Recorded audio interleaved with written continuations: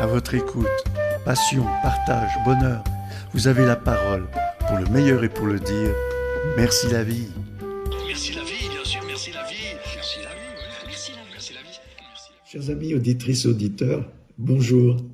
Je suis avec Sophie Muller, que j'ai rencontrée dernièrement. On a eu l'opportunité de papoter un petit peu au téléphone, et puis un petit peu aujourd'hui, même avant de débuter cet échange. On se rend compte qu'on a des parcours assez parallèles finalement, parce qu'on se découvre des amis communs chaque minute quand on se branche sur quelque chose. Ah, tu le connais aussi, tu l'as déjà vu. Alors c'est chouette de commencer comme ça. Alors voilà, c'est donc un moment de partage avant même qu'on le partage avec vous. Dis-nous à ton avis en quoi on a des choses à voir ensemble. Déjà parce que j'ai appris que tu avais été dans le monde de l'enseignement, donc c'est là d'où je viens. Et ça veut dire aussi un lien particulier avec le monde de l'éducation, l'enfance, l'adolescence. J'entends aussi que tu es quelqu'un qui a un grand cœur et qui a l'envie de le mettre au service de l'autre. Et ça, je me retrouve là-dedans. Et on va peut-être imaginer, même plus grand, qu'il y a une contribution au monde, à la planète. Tu es venu parce que tu as une association qui s'appelle SEV. C'est l'acronyme de quoi, SEV? C'est savoir-être et vivre ensemble. Ah ben, déjà, on aurait pu commencer par ça. Dans les points communs, en l'occurrence. Alors, tu le fais pas toute seule, parce que j'ai entrevu, parce que j'aime pas trop en savoir à l'avance. Ils sont combien dans ton équipe et en fait, quelles sont leurs spécificités? Alors, j'ai la chance d'être en collaboration avec 10 personnes merveilleuses qui viennent d'horizons différents. Et en effet, on connaît Catherine Firmenich ensemble, qui elle fait partie du comité de base. Et dans ce comité, il y a une troisième personne, on a un trésorier. Et puis, tous ont une activité qui va permettre de soit mettre en place de la formation, soit mettre en place des ateliers dont on va parler, soit s'occuper de la communication, soit de la data, soit encore de l'informatique, ou alors d'être carrément des formateurs d'adultes qui ont des spécificités dans les 2 outils que propose l'atelier SEV, savoir-être et vivre ensemble, c'est-à-dire la pratique de l'attention et le dialogue philosophique avec les enfants. C'est vrai, on aurait pu croire au départ que c'est surtout les enfants qui font partie du spectre de formation, d'ateliers que tu peux donner, puisqu'il s'agit également d'ateliers, on va en parler. Alors c'est aussi des adultes, ou alors des grands-enfants comme un peu nous aussi. Oui, je pense qu'il y a besoin d'avoir un lien, une connexion avec son propre enfant intérieur pour pouvoir aller à la rencontre des enfants de façon bienveillante. Et entre adultes aussi, quelque part. Absolument, c'est capital. Et c'est pour ça que ce projet, tu dis, il y a des ateliers pour enfants. En fait, pour qu'il y ait ces ateliers, il faut qu'il y ait des adultes qui se forment au fait d'aller les animer. Et la force de ce projet, c'est que ces personnes qui se forment, ça peut être des personnes du monde de l'éducation, comme des enseignants, des éducateurs, et de n'importe quel autre horizon professionnel. Et ça, c'est, à ma connaissance, rare. Ça veut dire qu'on a des gens qui se forment, qui viennent du monde de l'entreprise, du monde du médical. On a eu un journaliste, une cantatrice. Ça crée des synergies entre adultes assez spectaculaire. Déjà, c'est riche, ça. Ça, c'est extrêmement riche. Et ça permet vraiment d'ouvrir à chacune ses horizons, de l'esprit et du cœur, de rencontrer vraiment tout un chacun. Donc, on va plutôt titiller les compétences naturelles des individus plutôt que les compétences professionnelles? Oui. C'est quoi ton rêve? Mon rêve, c'est de pouvoir vivre dans un monde harmonieux. C'est de pouvoir être dans des liens authentiques, sincères et bienveillants les uns envers les autres, toutes générations confondues, toute race, toute culture confondue. Il y a du pain sur la planche, dis donc. Alors oui, si on veut le voir comme ça, on pourrait carrément décider à baisser les bras. Moi, je regarde, comme on dit, le verre à moitié plein. Oui. Et je regarde toutes les graines semées et l'enthousiasme des gens avec qui je gère ce grand projet en Suisse. Et puis en même temps, la gratitude de tous les enseignants responsables d'enfants à différents endroits, dans les musées, dans les centres de loisirs, dans le parascolaire, là où on va. Et toutes les étincelles dans les yeux des enfants qui vivent ce projet avec nous. Il me vient une métaphore quand tu parles de tout cela. Si j'ai le sentiment que mon verre est à moitié vide, j'ai tendance aujourd'hui à simplement aller chercher dans mon placard un verre un peu plus petit, d'y remettre l'eau dedans et de me rendre compte qu'il est quasiment plein et que peut-être c'est par là que je devrais commencer à reconstruire en buvant un coup. Oui, moi je suis partante pour tous les apéros. D'abord, je dois te remercier parce que tu descends du Valais où il fait un soleil incroyable et là on est là gris matin à Versoix et voilà. Ça n'a plus rien à voir. Alors merci de ton courage déjà. Donc voilà, excuse-moi, j'ai relié le fait qu'on aimait bien boire un coup avec le Valais. Oui, ça m'a pas étonné. Remarque, à Genève aussi, on se défend bien, il n'y a pas de souci. Dis-moi, donc si on est intéressé, là tu m'as donné un petit truc que je vais lire, là, je ne voulais pas le dire avant. C'est quoi la liberté? Qu'est-ce qu'une vie réussie? Comment se fait-on des amis? Peut-on être heureux sans jamais travailler? Wow, bah dis donc. Ça, c'est des idées de questions que je t'ai offertes sur un marque-page. Mm-hmm.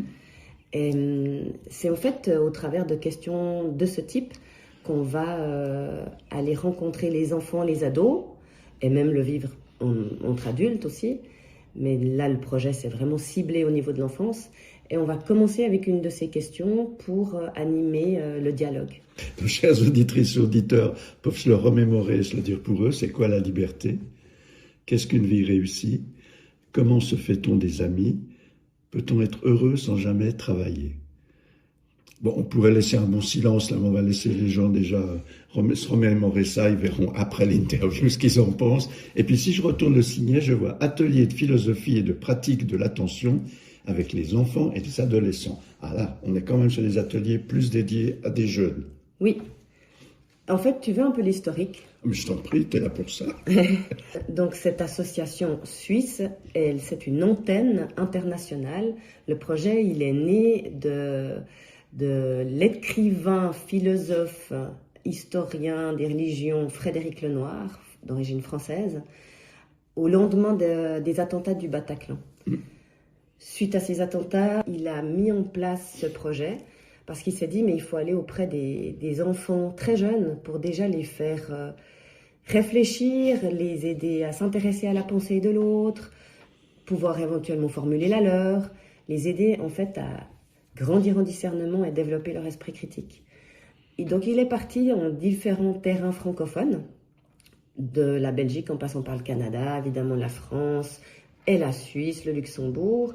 Et quand il s'est retrouvé face à des enfants assis en cercle pour pouvoir dialoguer, il a vu à quel point ils n'avaient pas leur attention, qu'en fait ils n'arrivaient pas à s'écouter, qu'ils ne tenaient pas en place sur leur chaise, qu'ils étaient ailleurs. Alors il a utilisé une pratique qui permet d'être attentif à ce qui est là, ici, maintenant pour moi. Et c'est en lien avec les 5 sens. Donc comment est-ce que je sens mon assise sur la chaise? Comment est-ce que mes pieds touchent le sol?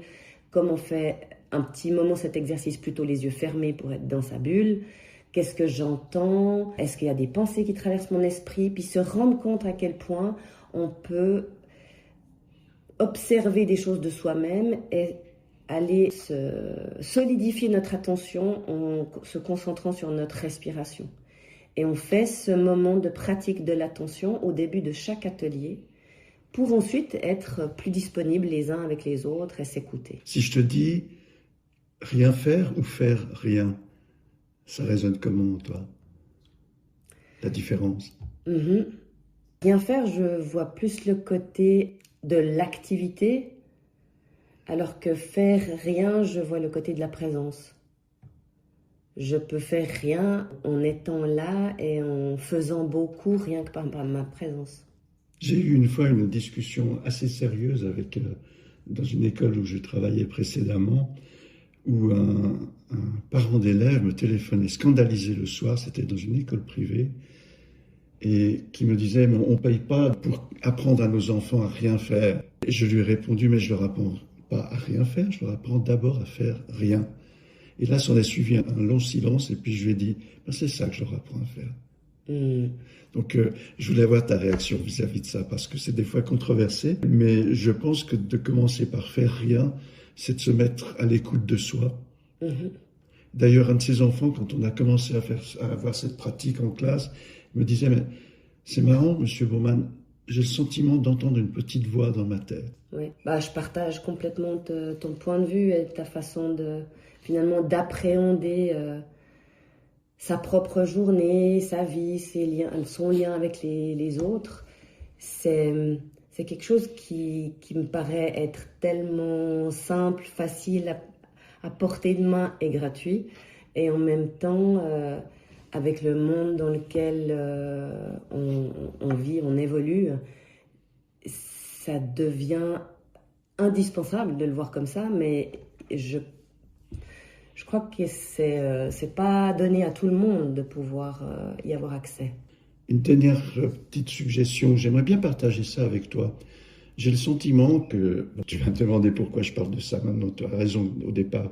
C'est à Genève, les gens qui circulent en voiture peuvent rester 3/4 d'heure, 1 heure, et on revendique d'aller plus vite que 30 à l'heure. À Genève, il faut le faire, hein, on n'arrive même pas à 30. Tous ces gens qui sont seuls dans leur voiture, pourquoi ils sont seuls dans leur voiture?